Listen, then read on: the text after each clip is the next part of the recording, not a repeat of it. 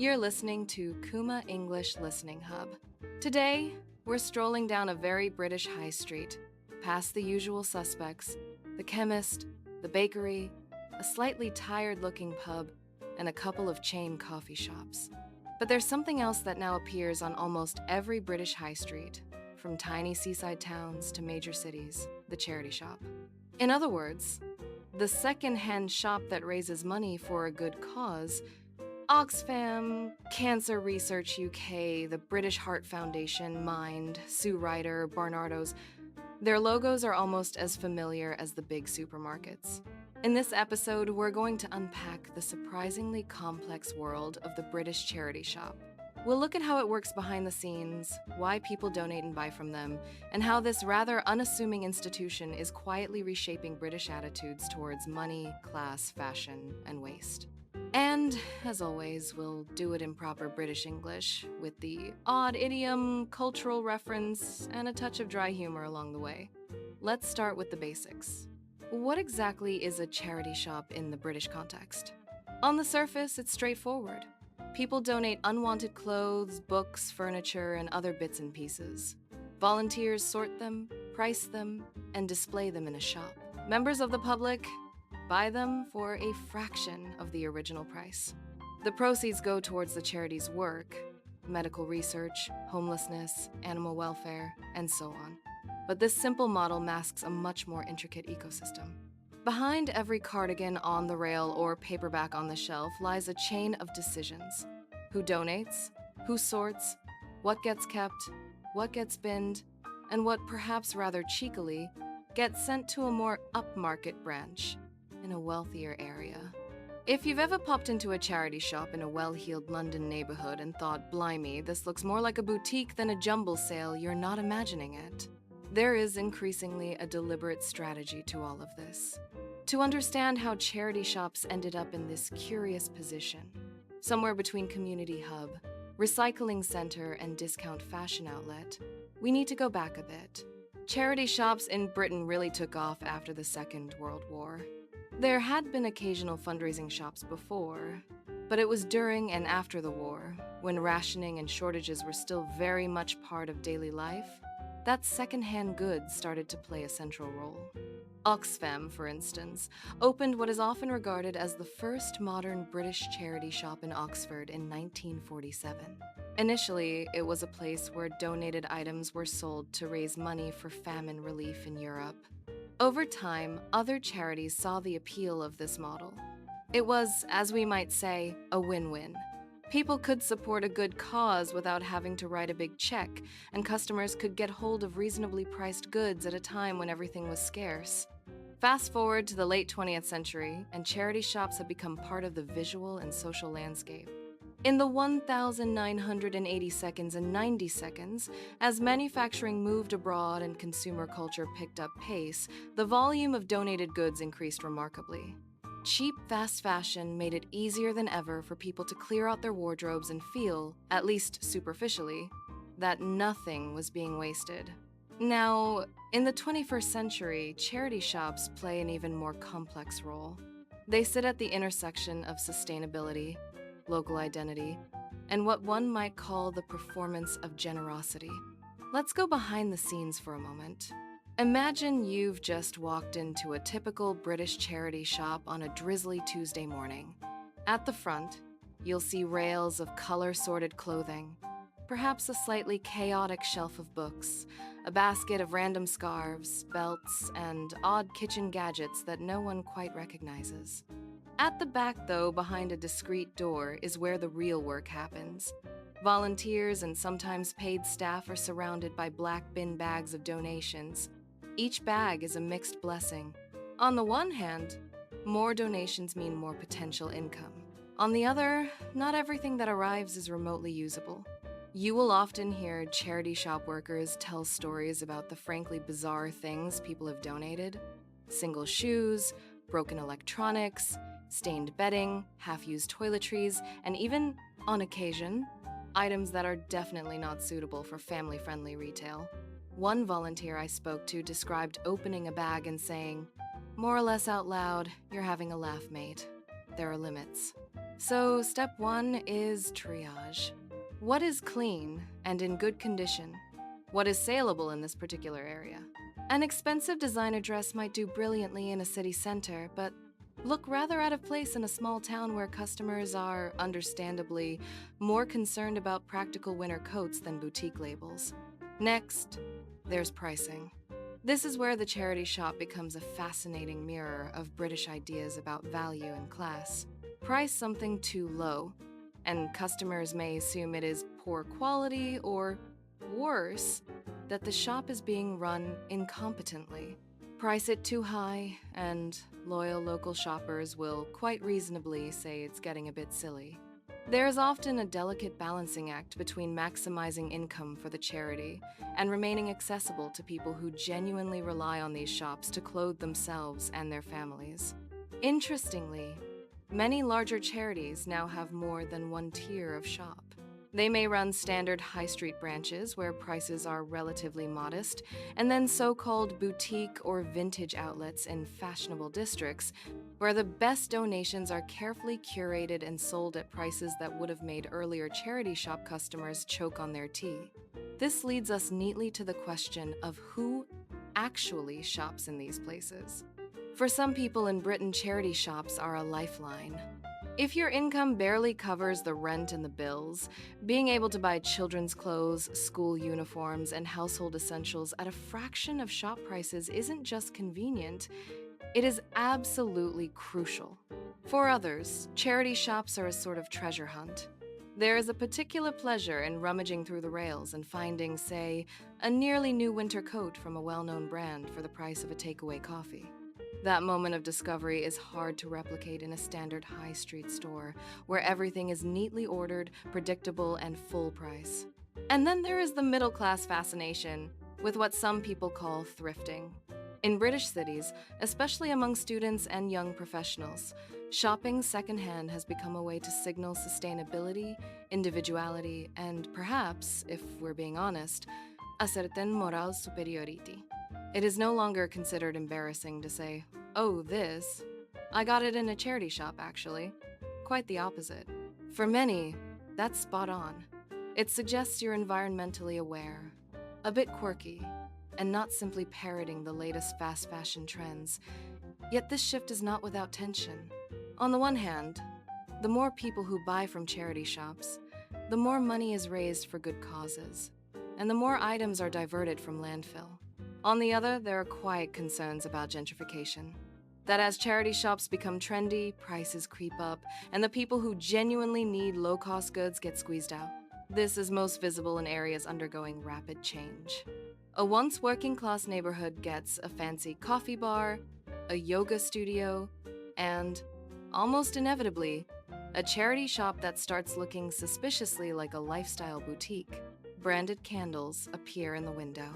The nicest garments are displayed on minimalist wooden hangers. Curated vinyl records are stacked next to vintage armchairs. It's all very Instagrammable, but some long-term residents might, quite fairly, roll their eyes and say, well, that's us priced out then, isn't it?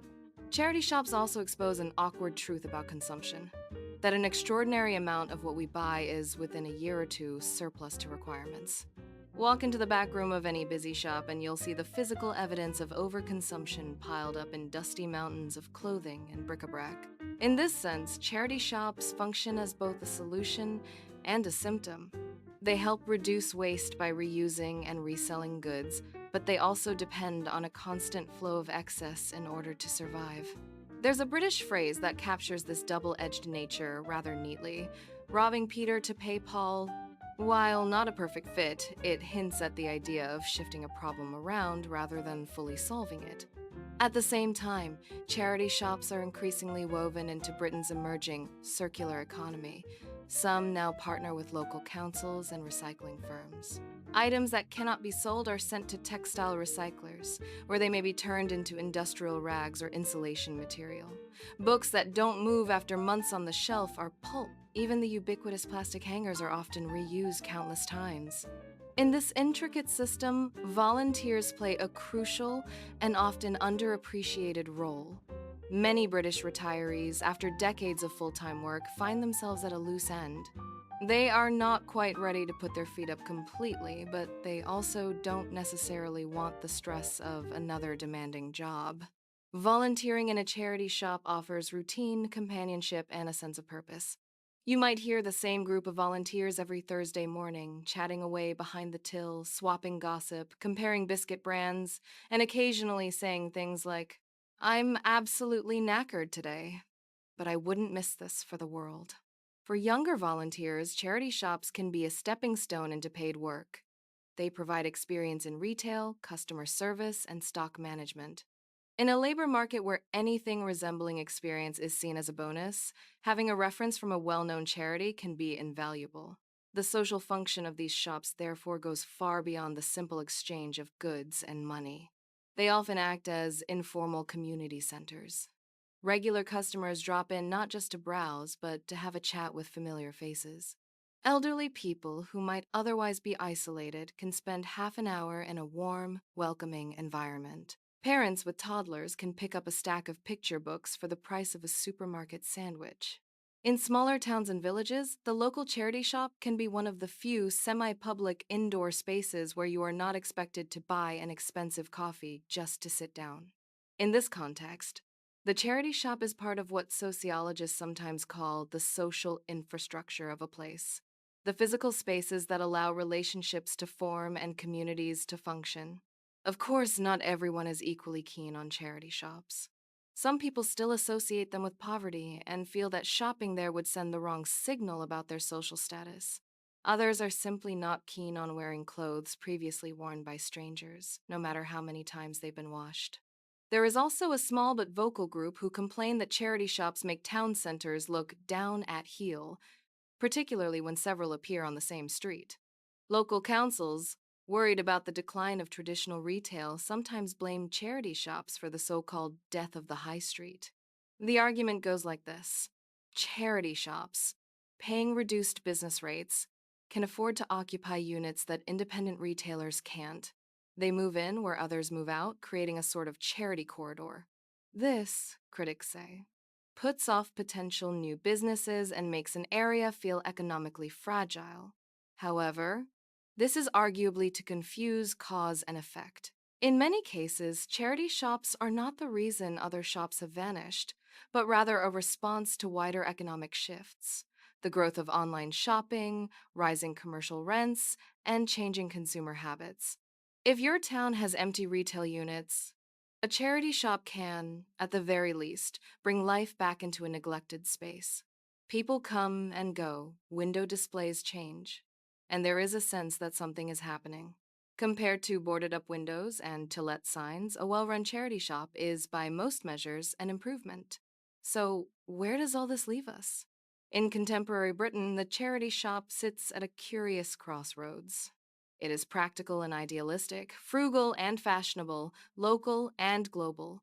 When you donate a jumper, you might imagine that it will simply end up on a rack in your nearest branch. In reality, it might be transported across regions, sold by weight to textile merchants, or in some cases, even exported abroad, joining the vast flows of secondhand clothing that move around the world. When you buy a book for 50 pence, the money might help fund cutting-edge cancer research, support a helpline for people in crisis, or contribute to the running of a hospice. Your small, almost casual purchase becomes part of a much larger financial network. Culturally, charity shops are teaching Britain, slowly but surely, that second-hand does not have to mean second best. They encourage a more relaxed attitude towards ownership. Instead of treating objects as permanent possessions, we are nudged towards seeing them as temporary companions that can be passed on when we're done. For learners of English, especially those interested in British culture, charity shops are a brilliant case study. They reveal a great deal about how the country sees itself: pragmatic, mildly sentimental, quietly generous, and occasionally a bit contradictory. We insist we're not materialistic, then queue round the block for a bargain. We like the idea of helping others, but also want our vintage leather jacket at a knockdown price. We complain that there are too many charity shops, then end up popping in just for a quick look and leaving with 3 paperbacks and a mug we definitely didn't need. If you visit the UK, it's worth stepping into one or two of these shops, not just for the bargains, but to listen. Listen to the way people talk to each other at the till, the banter between volunteers, the gentle negotiations over the price of a lamp that has seen better days. You will hear idiomatic British English in its natural habitat, friendly, slightly self-deprecating, and full of understatements. And if, as you're browsing, you find yourself thinking this would make a fascinating listening exercise, then you're in exactly the right place. Before we wrap up, let's highlight a few advanced expressions from today's episode that are particularly useful at C2 level. Expressions like win-win, at a loose end, rob Peter to pay Paul, and down at heel all carry nuanced meanings beyond their literal words. Phrases such as you're having a laugh and priced out convey social attitudes as well as factual information. And terms like circular economy and social infrastructure are part of contemporary academic and policy discussions. For your own practice, you might try this. Imagine a charity shop in your own country, or an equivalent kind of secondhand culture. How does it function? Who uses it? What attitudes surround it? Then, in English, compare that with the British model we've explored today. That contrastive thinking will help you not only deepen your vocabulary, but also develop a more sophisticated cultural awareness, which is absolutely crucial at C2. We'll leave it there for now. Thanks for listening to Kuma English Listening Hub. If your understanding of today's episode feels more or less sorted, you're doing rather well. And if it doesn't yet, fair enough. Listen again, pause, rewind, and let the language sink in. Until next time, cheers for listening.